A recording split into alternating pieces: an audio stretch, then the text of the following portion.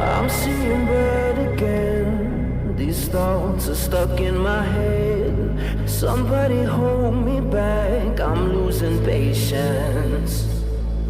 So don't give me an excuse, 'cause I got nothing to lose. My fists are black and blue from hitting the pavement. Don't get in my way. It don't set me off, 'cause I'm not somebody you'd wanna cross. This wanted man got guilt on his hands, and I'm not somebody you'd understand.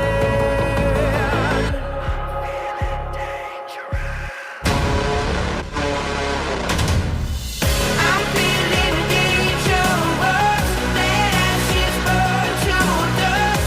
I'm ruthless in my blood. I'm feeling dangerous. Don't get too close to me. You might not like what you see. I'm ruthless in my blood. I'm feeling dangerous. Yeah, there's nobody that's coming to save me. Trapped in the dark, but truly that's what made me. Yeah, I'm built different, just look at all of the scars. If I didn't make the change, the world would tear me apart. I've realized to survive, I had to be a beast. This determination in my heart has set me free. So can you tell me now, who I got to fear? They try to knock me down, but I'm still standing here. I use my pain, yeah, that's what makes me dangerous. Always been the underdog, push through all the changes. Mama always told me to be careful who you hang with. I never switched up, yeah, that's what made me dangerous. Look what I overcame, look how far I made it. They'll never knock me down, one day I'll be celebrated. Made my peace with all the harm that came to us. It made me this way, yeah, it got me feeling dangerous. I'm feeling dangerous. Let ashes burn to dust. I'm ruthless in my blood. I'm feeling dangerous. Don't get too close to me.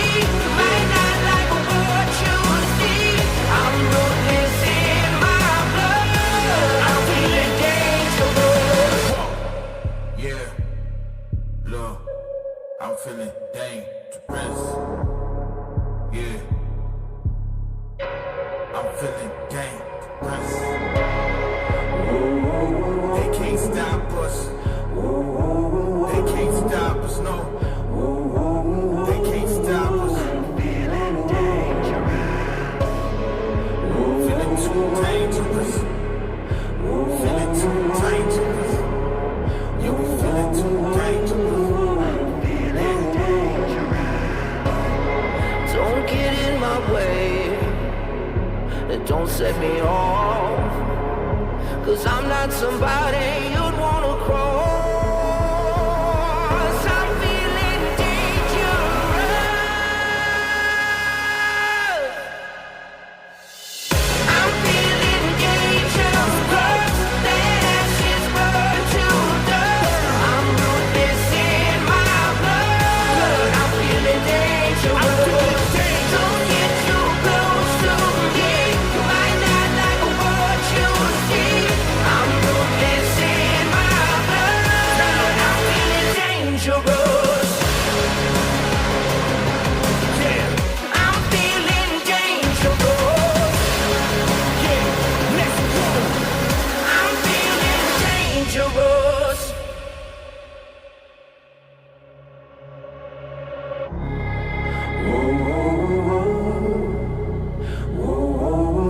What I got to fear? Nothing. Yeah.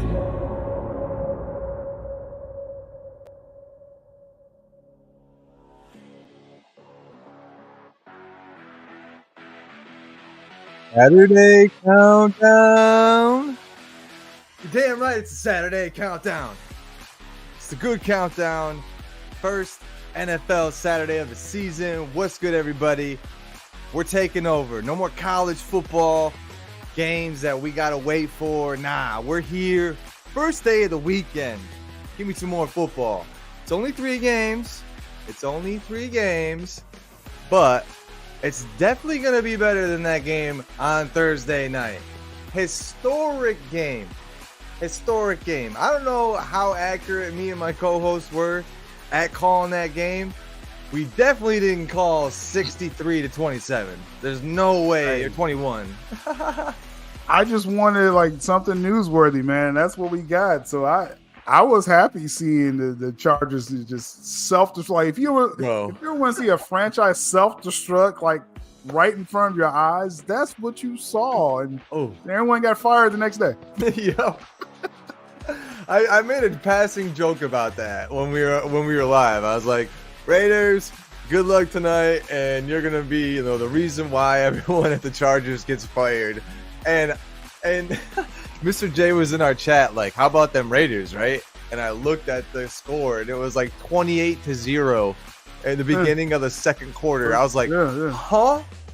It was a weird game. Like and that's what we always say though. It's like, support football, watch football, Thursdays. It's tough. Because, you're never, when the season's over, what else are you going to do Thursdays, right? So I'm always going to watch football when it's available. Just make it interesting. And they've been making it interesting the last couple of weeks. So I was happy. I was happy seeing this. I was like, can we get to 70? I was hoping the whole time we're going to keep score more.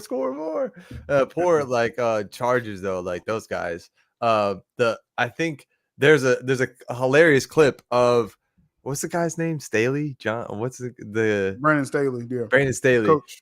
Yeah. He had a soundbite earlier this week or maybe earlier this year, but they asked him about them losing these close type of games. He's like, well, you could see, or they asked him about losing the locker room. And he's like, well, you can see that we're not getting blown out of these games. So clearly, like, and then boom, it happens. But I guess, according to Adam Schefter, the firing of Staley was like, they were thinking about it back in like week 4 or something like that. And they're going to do it again in week 8. So they finally got to it the beginning of week 15. I mean, historic loss. There's some records that there was like broke or matched, like pre-merger, dude. Pre-merger. Like the last time someone got beat this bad was like when somebody went off to fight World War II or something like that. Shout out to Richard Sherman, all-pro, great future Hall of Famer. CB from the Seahawks and 49ers. But anyway, he's on the panel for NFL Network for these Thursday games. Yeah. At halftime, when the game was 42-0, game was 42-0, and Sherman was like, they should fire the coach like at halftime. They should make history. Like just leave him in the locker room or send him home, whatever. He should not be able even to come back out. Facts. After halftime. And they even interviewed this dude that had the coach, Coach Staley. I'm just like, bro, like this is just embarrassing. Like, what's going on here? And, but yeah, we've always said something was wrong with coaching for the Chargers, like pretty much all season, bro. All season, we called it all season. I mean, you can go back. The receipts are there if you guys want to know how accurate our sports takes are. I mean, that accurate. Where we're calling it before the game happens. Like, yeah, the Raiders are going to be the reason why all these coaches get fired. And I also said, but I said that in reason too that they were going to play for Antonio Pierce even more because after the game, I keep forgetting his name, but that the defensive lineman there that they got, Max Crosby, is that his Crosby, name? Yeah.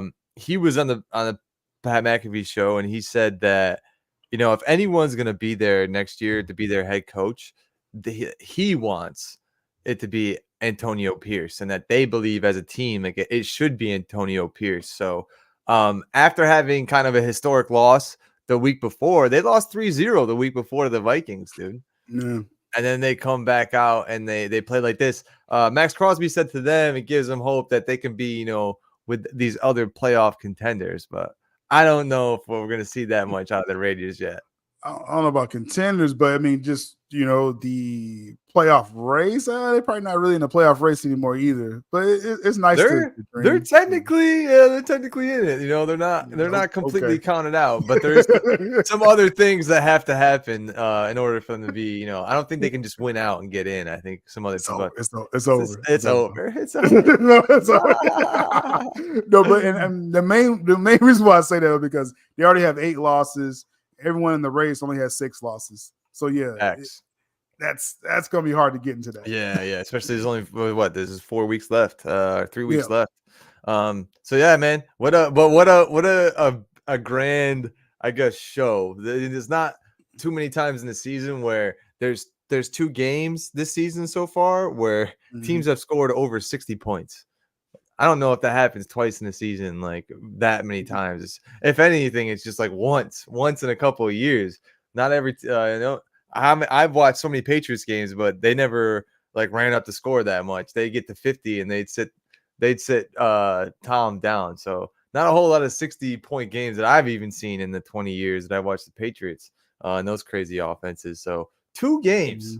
2 games in a season, 60 points, man. I don't know what that equates to, but take those facts for what you will, and have your narrative on top of that. But today, let's get in and out, man. I think these are going to be pretty easy games to pick. I mean, depending on which side of the coin you are, I guess, because the first 2 they're more so pick'ems, but the last one is like the last one. I think that's where I'm going to have some controversy with. But let me get let me get the old pick'em music in here. So Vikings Bengals, Joshua Dobbs, he's sitting. Jake Browning is taking a Browning on the other teams when he plays against them, dude. I think the Bengals at home playing against who? I mean, I don't even know who the Vikings backup is now. One of their rookies, like I forget. I heard his Mullins. I think Nick Mullins is starting. Nick Mullins, journeyman Nick Mullins. He's the one that kind of he got dinged up and then Dobbs came in, but it's Mullins, that guy? Okay. Yeah, I believe so. Someone correct me if I'm wrong. But Mullins is supposed to be that was their actual choice to start instead of Dobbs to even begin with. So right. Well, if that's the case, then I guess the 3-point spread isn't too bad because he did play good. Like his first drive drove him right down the field, but then he got a concussion. But still, Bengals, they're actually in the playoff race right now. And I think, the way they've been playing the last couple of weeks, it's consistent now. Like you can't say that Jake Browning is like a flash in the pan. He's taking the helm of that offense. He's getting the balls to where it needs to go. I just need to see more balls thrown towards Jamar Chase, dude. That's all I need today against the Vikings team. The Vikings defense is actually giving a lot up in certain areas of the secondary. Not all of them, because they have one of like the best secondaries in the entire league. I forget his name now on the Vikings, but I'm going Bengals at home, man. Why would I pick the Vikings? They're on the 3rd quarterback iteration. I think while the Vikings do, they don't want to just sit down either because they're kind of in playoff contention. But I think it'll be a tough loss for the Vikings. They're going to fight hard, but they just don't have a defense to stop that Bengals offense, in my opinion. But what do you think is going to happen at 1 o'clock today, Bengals Vikings? Yeah, well, first, like you said, it's cool just to have Saturday football. I just want to reiterate that. You know what I'm saying? Like 3 straight games, so we got a triple header, and it is going to be Saturday football this week 15. Going to be week 16 and 17 as well. So just want to throw that out there. But as far as Vikings and Bengals, wow.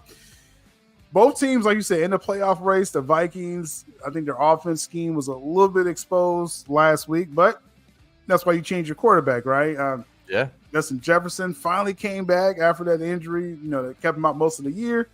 He gets dinged up, but he is playing today. So, I mean, you got to think, okay, the Vikings, did they figure out their offense? Their defense is pretty good. That's still kind of like a question mark when you change your quarterback like that. With the Bengals, we know what they look like with Browning. We know they're a scrappy defense as well. They got the running game with Joe Mixon. Bengals got a lot of momentum as well. You keep feeding Chase. If they double, triple him, you got T. Higgins, you got other weapons. So Bengals at home, I'm leaning towards that. I'm leaning towards it's like a soft committal because like with the Vikings, who knows what they're going to look like with Mullins at quarterback? You know, it's the great unknown. You got to think, man, they got to feel really embarrassed losing 3-0. I mean, winning.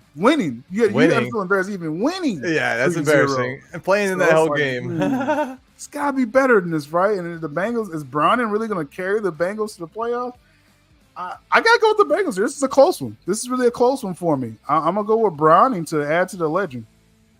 Add to the Browning, taking a Browning on the other team, man. I want to bring that into my zeitgeist. But also thinking about this too, if you want to like make it basic as far as like, all right, if these are evenly matched teams and we don't know, there's too many unknowns. Vikings are an indoor team, right? Bengals are at home playing in the outdoors in the elements today. So I'll give the Bengals the edge on that. A little more gritty on that side of things. Appreciate you saying that, Jose Diaz. What's up, Necron, by the way? Israel saying all these teams are in the playoff hunt. So from one playoff, contention teams to start the day, that's a little appetizer, Bengals, Vikings. Then we get into a little more main course, Steelers, Colts. A little more scrappier teams. I like who's the coach for the Colts right now? I forget his name. Do you know who his name is? What is that guy's name? It's his first year. It's his first year, I believe. Yeah. He's coaching them well, dude. He's got Gardner Minshew playing the Colts. Yeah, Shane Steichen. He's got them coming playing from the Eagles. People. The offense, or yeah, he's an offensive guy. And he's got Gardner Minshew, Zach Moss, who was a backup running back to start the year, playing well, and they're winning these games, man. These close games that you don't think they're gonna win, they're winning against the Steelers, who just lost, I believe, against against the Patriots. Yeah, bad loss. Bad loss. But you're going into Lucas Oil Stadium, where the Colts have been playing well at home. I'm gonna go Colts. Steelers, sorry. I don't think they have it though. Like they were not having. You fired your offensive coordinator in the middle of the season, which you never do. But also it's like we had 400 yards, but we still didn't score any points. And then after that, we got schooled by the Patriots, who were what, 3 and something.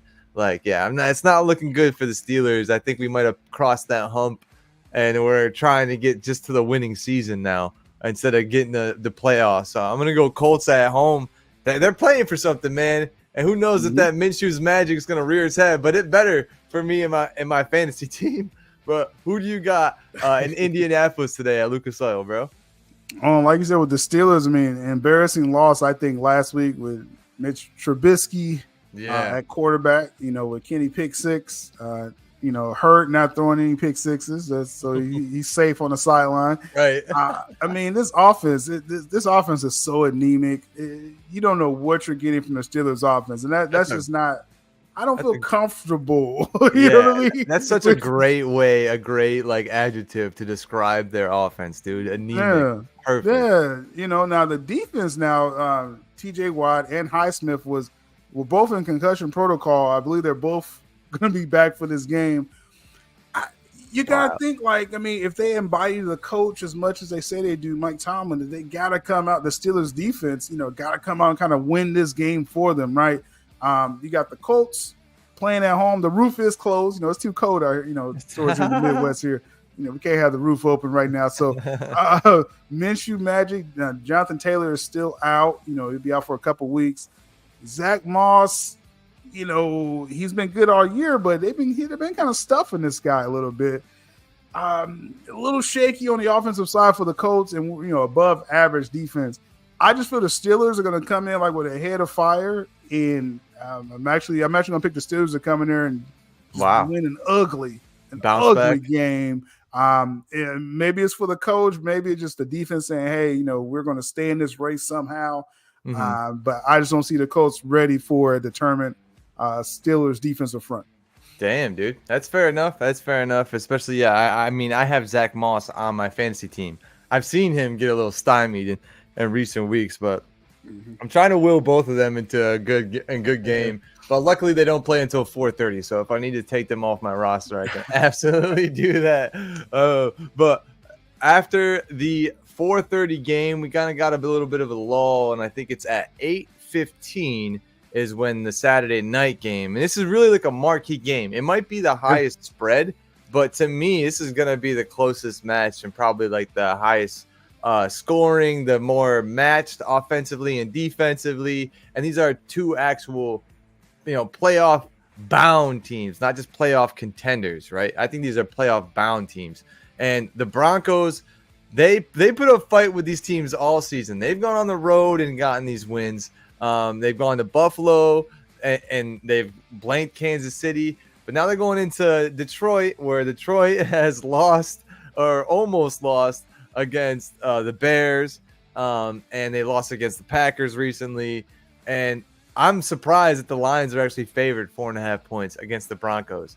I know the Broncos, they lost against the Texans recently, but I don't remember who they played after that. And that's on me for who they played last week. But I still think that I trust, if I'm looking at coaches and quarterbacks and defense, I'll give the defensive edge to the Denver Broncos because they've had more turnovers recently. And obviously they haven't gotten beat by teams like the Packers and the Bears. And I'm going to give the head coaching edge to Sean Payton because he's had more experience. He's actually won a Super Bowl. And I'm going to give the quarterback edge to Russell Wilson. He's played more and actually won a Super Bowl. So all of the things that I'm going to need in my picks and my determinations and my reasons to pick against the Lions, they're all lining up, dude. The stars align. Broncos for the W tonight. And, Russell Wilson for the edge win. I don't think it's going to be a blowout at all, in my opinion. I think it's going to be a close game. And I hope it is for a Saturday night game, the first Saturday night game of the year. But who do you got? Broncos Lions in Detroit. Yeah, I mean, the Broncos, what a turnaround to their season that, they're still playing meaningful games after starting like 1-5 or something like that, right? So, kudos to Sean Payton and the staff, Russell Wilson, doing what he is known for doing, under good coaching. This is what you get from Russell Wilson. I mean, he doesn't really do explosive plays anymore. He would get one or two of those when he was with Seattle, but now it's just, don't turn the ball over because when he turns it over, it can get kind of ugly. So he has that under control. So, I mean, the Broncos, like I said, above average defense, young defense, interesting running game with Javonte Williams. They have a conservative offense, like just don't make the mistakes. And they've been finding ways to win playing like that, right? You got the Lions, they've just been making mistakes, several weeks in a row. The Lions, I think they're a complete team, but it's just they've been beating themselves, more times than not, letting my Bears come and smack them up. And, the Packers smacked them up on Thanksgiving. And, it's just – I know the Lions are not – what should I say? I don't think they're elite at all, but I think they are a complete team. And I think this is the type of game they should actually win at home, though. I'm actually going to go with the Lions. I'm going to go with Vegas and the spread right there. It's actually not a bad, in my opinion, not a bad spread to take right there, because I think if they do win, they would cover that. But Broncos is just going to be the scrappy team, kind of like right there. It's just the Lions, like, okay, y'all. I know y'all been having those turnovers, and Jared Goff's been looking, pedestrian. Y'all better than that, right? Right? It's a question mark. It's a question mark at the end right there, right? Yeah, so we'll see. Because, man, the sky will be falling if they lose this game against the Broncos. In my opinion, I will continue to pick against them forever after this if they lose. Yes, as you should, man. I Sparta kicked them out of my top 10 for a reason this week, bro. I had no belief in Jared Goff. I was worried about him, and now I have no belief. And I think this is going to be more of the same. You're absolutely right, though, with that. The sky is going to be falling. If they lose tonight at home, especially like we said, this is the most important time to be playing your best football. And I was worried about the Lions early in the season, man. I was like, we don't want to crown them too soon. We also might be peaking way too soon. And I think that this goes a testament for the Broncos and their coaching that, while they started 1-5, Sean Payton's like, we're good. Let's just keep at the work and things will turn around. And it seems like they have. For the Lions, though, you gotta plug the hole in the ship, dude, before they go down sinking. That's all I'm saying. But Money Train James is never not confident about the Lions until all zeros. Oh man, they almost had it. It's gonna be a tough test, though. I mean, the Broncos. They've been playing probably the best ball, since November. Probably they've been pretty much playing the best ball. So it's gonna be a good test for them. That's what I mean. You got to keep your eyes on Russell Wilson and Sean Payton, that sneaky defense, especially for Dan Campbell, man. I know he's a great head coach, but you just haven't been a coach as long as Sean Payton has. I'm not sure he's used all of his tricks up his sleeve, of his first season. Not even close. So who knows what we'll see from the Broncos defense, and who knows what things they might do to confuse Jared Goff. I mean, that's one thing I should have looked at too, is like, what's Sean Payton's record against Jared Goff? And like how were the Saints against the Rams back in the day? Because that might be something to look at. I'm just worried about Goff, man. I got nothing against them. But sometimes just be happening like that. But hey, man, those are the 3 games today and tonight. Obviously, tomorrow we got a full slate of games of the rest of the teams play, and there's a Monday night game as well. So we got more to go over, more teams to predict, more scores to look at. If you're in our fantasy league, if you didn't know, a free agent frenzy happened yesterday. Where were you? You should go on, look at your players that are available. Depending on your waiver order list, you might be able to pick up someone nice like Josh Allen. But I might be sniping that from everybody else. I hope I am. Please, fantasy gods, give me Josh Allen. I think everybody's going after that. I know. As soon as I saw that, I was like, shit. I was like, oh. People waking up out of their sleep once they saw Josh Allen go on free agency. But obviously, that's going to be a big area of conversation is the fantasy playoffs. Tomorrow, we're going to talk about that, and we'll see where everyone's at. We'll talk about it in the upcoming weeks. Tomorrow, we'll talk more so about the games, though, and we'll talk about the teams that are in playoff contention, what the games mean, what happens if they lose, all that. We'll be back tomorrow around the same time, a little bit before noon, I imagine. But do you have anything coming up tonight or before tomorrow's stream that you want to promo, homie? Definitely, like I said, just watching this football slate, triple header today. Ooh. So that's really cool for a Saturday. And again, it will be Saturday games the following next 2 weeks as well. So get used to that. That's going to be cool. Good countdown tomorrow on Sunday. And like I said, we just got to try to keep this content up, man, with this football. Just keep having a good time, man. Keep enjoying it. And hopefully we don't get too many, as you see up here at the top of the screen, 63-21 games. Hopefully we don't get too many of those on these days. Although if that happens, hopefully it's your team that gets the 63 and you're not like on the other end of that, being a Chargers fan, 21 points. But everyone, thank you for coming through. Come back tomorrow. We'll go over all the games. And if you are a Zack Snyder or a Rebel Moon fan and you came here, make sure you go to Skywalker's stream in about 2 minutes or so. He's going to do a non-spoiler review live. You can ask him some questions. You can talk to him about it. I'll be over there as well. So everyone, have a great afternoon. Enjoy some football, and we'll see you tomorrow. All right? Peace. Till next time, everybody.